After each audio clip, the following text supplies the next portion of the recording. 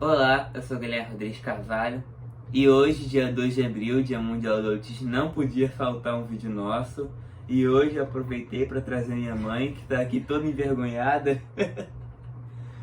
E hoje eu vim aqui para homenagear os autistas que, como eu, todo dia vão se superando e vão indo para frente, mesmo com todas as adversidades. E eu sei que atrás de cada um desses autistas que supera, que corre atrás, que tem a mãe que puxa um pouquinho para um lado, daqui a pouco quer puxar para o outro, né, mãe? Que todo dia está se superando. Eu sei que atrás desses autistas tem uma mãe, tem um pai, tem uma família que corre atrás para ajudar, para fazer a pessoa crescer, para estar sempre levando para o tratamento, para estar sempre ajudando, colaborando com esse autista. E eu sei que o laudo do autismo é uma coisa muito difícil de se receber. Tanto que hoje em dia, muitas mães cuidam sozinhas de seu filho. E eu sei que atualmente, até mesmo muitas pessoas, elas têm que lutar sozinhos, sem o apoio da família. E tem que ir superando com o autismo. Eu sei que muitas vezes as adversidades são difíceis, mas eu sei que sempre tem um jeito de se superar. Minha mãe mostrou isso mais de uma vez, de várias formas diferentes. E eu sei que é uma pessoa que se ela quiser, ela vai correr atrás e fazer de tudo para que isso seja possível, né, mãe? Isso. Olá, eu sou Verônica, mãe do Guilherme, mãe do Pedro também, de 8 anos. E no começo, quando o Guilherme nasceu, nós não percebemos nenhuma característica de autismo. Aos 2 anos ele começou a apresentar as características, ele começou a fazer barulho e se balançar. Guilherme era uma criança que não dormia, mas isso eu achava que era coisa de criança, né? Era uma das características do autismo dele. Ele dormia 20 minutos por noite e depois dos 3 anos passou a dormir e ter terror noturno e acordar muitas vezes pensando em cálculo, pensando em teorias, porque nessa época ele gostava muito de química, gosta ainda, né? Uhum. Era um dos hiperfocos dele. Mas isso, a cabeça dele funcionava o tempo inteiro e até na hora de dormir. Então, nós quase não dormíamos. Eu tô reaprendendo a dormir, depois dos 10 anos. Eu tive que reaprender a dormir. Mas o processo do Guilherme foi um processo longo, porque infelizmente ainda na nossa cidade há um desconhecimento imenso sobre o autismo de suporte 1. Não só na nossa cidade, né? Em todo o Brasil, em todo o Brasil, mundo. né? Guilherme estuda bastante sobre esse assunto.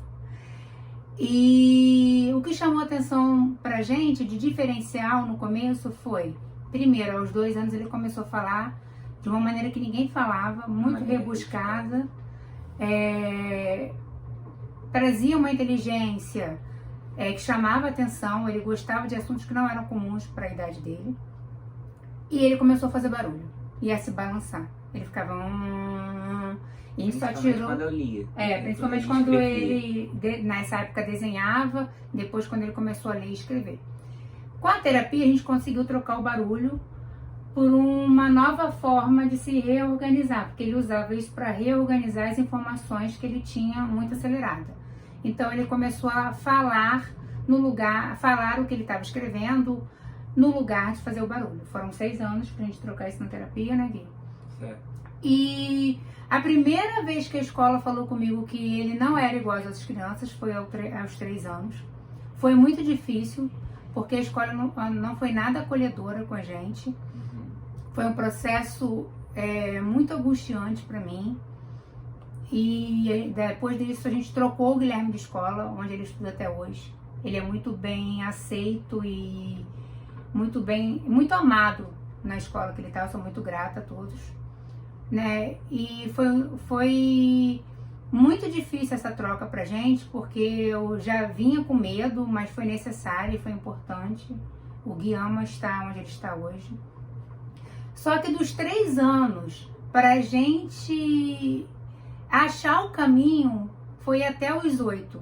Eu levei Guilherme a vários especialistas, ninguém conseguia me dizer o que ele tinha, dizia que era coisa de criança, que ia passar, mas como professora eu já tinha trabalhado com autista antes, do Guilherme, acho que Deus vem preparando a gente. Só que eu não conhecia o autismo de suporte 1. Eu conheci o suporte 2, conheci o suporte 3, trabalhei com eles muitos anos, mas eu não conhecia o autismo de alta funcionalidade, como é o do Gui. E a primeira vez que eu ouvi da psicopedagoga do Guilherme que ela suspeitava que ele tinha autismo, eu quase enlouqueci, porque eu falei, não, ele fala, ele é comunicativo, ele é carinhoso, mas ele trazia outras questões que eu não via como causa do autismo. Ele andava na ponta do pé, ele tinha dificuldade de olhar pra gente por muito tempo. Não é que ele não olhasse, mas ele não fixava. Ele tinha movimentos estereotipados, ele fazia barulho, ele tinha hiperfoco. E nada disso eu tinha percebido, porque a gente achava que era coisa de criança. E eu não sei para os outros pais, mas pra gente funciona assim. A gente ia numa festa. E aí tinha outras crianças como ele, que era pirracento. O Guilherme era muito pirracento, ao ponto de eu deixar de ir à festa quando ele era pequeno. E ele acabava se batendo, batia a cabeça, ou ficava isolado embaixo da mesa. Eram duas vertentes. Ou ele estava muito isolado, ou ele estava muito agitado. E por muitas vezes eu deixei de ir às festas, porque as pessoas, elas não pensam no que elas falam, né? E as pessoas falavam, ele é estranho. Você já percebeu que ele não é igual às outras crianças? E claro que como mãe isso me magoava muito. Hoje eu aprendi a lidar com isso. Não vou dizer que não me magoa, mas eu aprendi a ignorar, né? Até porque a aceitação também traz isso. Ele é diferente, tá tudo bem. A gente não vai esconder ele porque incomoda alguma outra pessoa, né? Guilherme passou aos 8 anos por uma junta de especialistas que fizeram um parecer técnico, né? Porque o especialista ele não fecha o laudo de autismo nível 1. E aos 10 anos eu achei um neurologista, que é o Dr. Clay, que infelizmente faleceu. E a gente deixa aqui a nossa homenagem, porque ele foi muito especial na nossa vida, Dr. Clay Brits. E ele fechou o laudo do Guilherme com autismo, transtorno do sono, que a gente não sabia que ele tinha.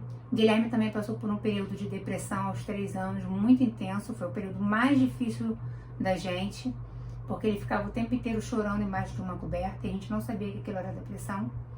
Com a depressão veio as crises de toque, e ele tinha toque de doença e toque de limpeza. Então às vezes a gente, pra ele ir no banheiro fazer xixi, que era uma coisa comum, eu tinha que lavar todo o banheiro, botar tapete branco, e mesmo assim ele tinha que tomar banho, e às vezes ele chegava a tomar 8, 9 banhos por dia, até que a gente conseguiu superar essa fase também, né? E aí veio o laudo. Eu lutei por muitos anos por esse laudo, mesmo ouvindo que eu era doida, que eu estava inventando doença pro meu filho, que ele não tinha nada, que ele só era inteligente, mas a inteligência dele também trazia outras questões, que eram todas aquelas outras questões que eu falei há pouco. Mas quando eu recebi, eu acho que foi o primeiro grande aprendizado que eu tive, porque como professora eu falava assim, poxa, mas a mãe não vê, a mãe não aceita, a gente tem essa fala ainda na escola, né? E eu me coloco nela também, porque muitas vezes eu repeti essa fala. Quando eu recebi o laudo do Guilherme por escrito, a gente chama de luto, né? Quem é mãe de autistas sabe. Eu tive um luto de 1 ano, eu chorei todos os dias. E foi muito difícil pra mim. Não era uma questão de aceitação, porque eu sempre achei que ele tivesse alguma coisa. E depois que eu desconfiei do autismo, que eu comecei a estudar sobre, eu sabia que ele era. Mas é muito difícil para uma mãe, para uma família, ter um papel escrito de que seu filho tem um transtorno que não tem cura. Ou seja lá qual o transtorno for. Não é fácil. Então esse foi o primeiro grande aprendizado da minha vida. Porque a gente faz muitos julgamentos, mas quando a gente vivencia aquilo, que a gente sabe a dor que é. E nesse dia eu acho que eu andei a praia inteira, eu não conseguia voltar para casa. Até que eu liguei para minha cunhada e ela disse, Vê, é o mesmo menino, ele tá aqui, ele tá te esperando. E eu comecei a procurar especialista, eu comecei a me especializar, a estudar sobre autismo. Eu fiz 2 pós-graduações em autismo e continuo estudando muito, faço vários cursos sobre, porque eu acho que, para além de eu buscar que os outros entendam, eu preciso entender. Eu preciso acolher, eu preciso conhecer. Então, eu também não podia jogar a culpa só em cima da escola, jogar a culpa só em cima das pessoas que convivem com o Gui. Eu precisava entender o que ele tinha. Isso foi um divisor de águas, porque eu comecei a entender, a aprender cada dia mais. Eu continuo estudando, e ele também, né, Guilherme? Guilherme gosta de estudar sobre autismo. E por muito tempo, quando eu levei ele numa neurologista bem até renomada no Rio de Janeiro, porque aqui a gente tem esse embate de não ter muitos especialistas, agora até que estão vindo alguns aí, graças a Deus. Ela falou pra mim assim, olha, seu filho tem autismo, eu não vou botar isso no laudo, porque a escola não vai aceitar o Guilherme, porque as pessoas não vão aceitar ele, e como ele é um menino muito inteligente, isso vai limitar ele. Isso foi uma questão por muitos anos na minha cabeça, porque eu não gosto de mentira, eu acho que depois da verdade não tem mais nada a se falar. E a gente conviver com uma mentira é muito ruim. E eu ficava pensando, pô, como que eu não vou dizer pro meu filho o que ele tem? Um dia, Guilherme me surpreendeu, ele estudando para ajudar um amigo na escola que tinha autismo, se descobriu autista e me perguntou, mãe, eu comecei a ler sobre autismo e eu vejo que eu tenho características de autista nível 1. E eu queria saber da senhora se a senhora sabe disso. Eu disse para ele que a gente estava no meio do processo de laudo, e naquele dia a gente chorou muito, se abraçou, e ele falou assim, hoje é o melhor dia da minha vida, porque eu entendi porque eu sou diferente. E amanhã eu vou para a escola e vou dizer para todos os meus amigos que eu não sou estranho, que eu tenho autismo. Eu quase fiquei doida nesse dia, porque eu não queria que ele falasse dessa forma, mas ele fez do jeito dele. E ele voltou livre naquele dia.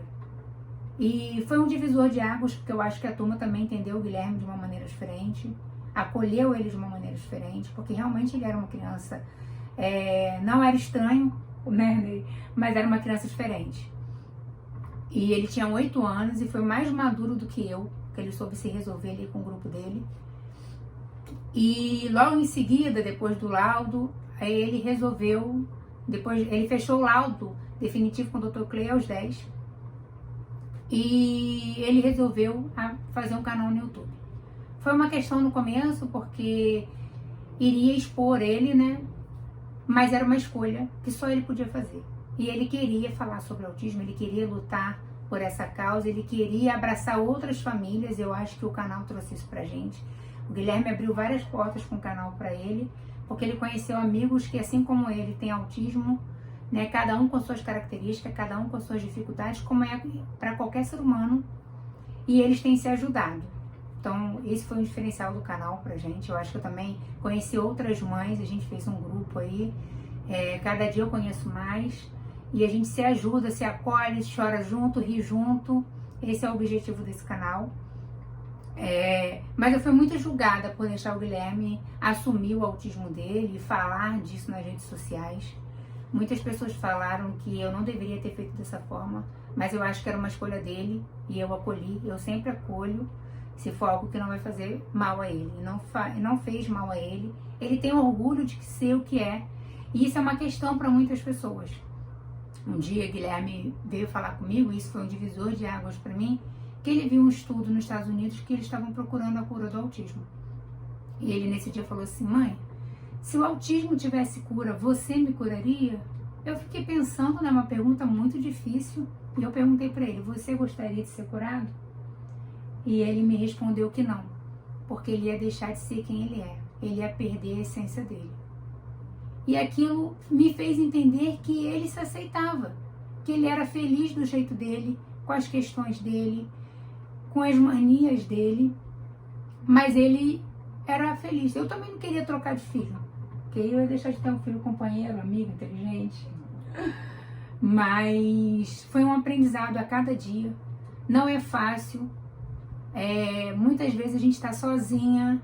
Graças a Deus eu tenho uma rede de apoio imensa dos avós, do meu esposo, do irmão, mas isso não é uma realidade, como o Guilherme falou, né?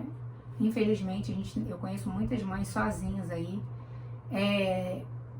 A inclusão ainda é uma questão, porque ela acontece perante a lei, né? Infelizmente a gente ainda passa por isso. Não é o caso do Gui, porque ele foi muito aceito na nova escola dele, mas a gente ainda vê que isso ainda é uma causa. Eu escuto muita gente falando assim, não, mas não é melhor eles estudarem numa escola só para eles? Não, não é. Não é. Não dá para viver num mundo só para eles. A gente não pode tirar os nossos filhos e botar eles dentro de uma caixa só para eles. E eu rebato a pergunta a vocês. Se fosse o seu filho, você botaria ele, fecharia todas as portas, todas as janelas para que nenhum vizinho visse? Para que ele não incomodasse ninguém? Ou você ia fazer como a gente? Vestir a camisa, lutar, pedir mais igualdade, pedir mais respeito, pedir que entenda. Eu acho que a inclusão, ela parte do princípio de acolher, de se aproximar e de respeitar. Porque se você... mas eu não sei lidar com isso. Eu ainda escuto muito isso. Quando eu vou botar Guilherme numa aula de alguma coisa, num curso, eu não tenho costume de dizer que meu filho tem autismo. Eu não posso dizer isso ainda. Porque se eu falar isso, uma hora depois, no máximo, a pessoa vai me dizer, olha, não tenho mais vaga. Olha, é que eu não sei lidar com pessoas desse tipo. Olha, sem conhecer. É que eu não tenho preparação para lidar com isso. Eu também não tinha. E aprendi. Então, assim, esse tipo de fala não cabe mais hoje. Nós estamos em 2023, né? E esse tipo de fala, ele é preconceituoso. Pode ser até disfarçado, mas é preconceituoso, ele magoa a gente. A gente já espera por isso. E aí, quando eu boto o Guilherme no curso, depois de um tempo eu falo, olha, ele tem autismo. Nem parece que ele é autista. Ele nem tem característica de autismo. Então, assim, cada autista é um, nenhum autista é igual ao outro. Cada autista tem suas dificuldades, o Guilherme tem também, principalmente nas questões de vida prática, né, de sociais. E nossa luta vai ser sempre, todos os dias a gente enfrenta novas questões, né, Gui? Mas eu sempre digo pra ele que ele não pode se esconder, que ele não pode se calar, que a gente não pode deixar que o preconceito vença a gente. Eu acho que existe uma fala assim, agora o autismo é moda. Não, só a única coisa que aconteceu diferente é que agora a gente assume, sem medo, porque existe uma legislação, apesar da gente não sofrer preconceito, que defende a gente. Então os pais permitem que seus filhos vão à pracinha, como qualquer criança, permitem que seus filhos vão à escola, e a gente busca por isso todos os dias. Os olhares machucam, as falas, elas machucam ainda mais, mas a gente aprendeu a conviver com isso, né, Gui? E eu peço que vocês, antes de julgarem, acolham, se aproximem, escutem, conheçam, porque aí sim vocês vão ver que eles são capazes, que eles são inteligentes, que eles têm questões como qualquer criança típica. Toda criança típica também tem dificuldade, toda criança autista tem dificuldade e tem possibilidades, basta a gente acolher. Quer falar alguma coisa? Isso, já falou tudo que eu tinha pra falar, um pouquinho mais. Então termina aí o seu vídeo. Tá bom. Te amo, mãe. Também te amo. A gente agradece, né? E que o respeito e o acolhimento fique acima de tudo isso. Beijão. Beijo, gente. Tchau. Até a próxima.